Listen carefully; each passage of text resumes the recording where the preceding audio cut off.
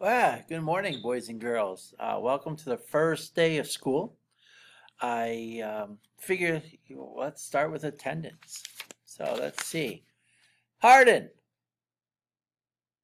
Hardin, Berkeley. No Berkeley.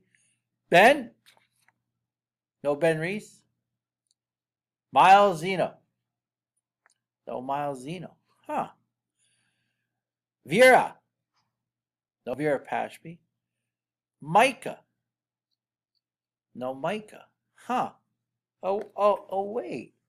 Oh, you guys are at home. Hey, there you are. Okay.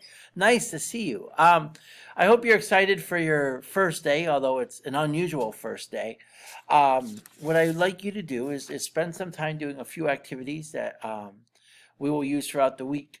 So if you would go to your Google Classroom, and when you do, you'll log in, you can look at your schedule for the week, and it'll show you what you should be doing if you're at home on Tuesdays, and just follow those actions. There's, I think, 4 things for you to do today, and you will need your login sheet that you parents received at parent conference time.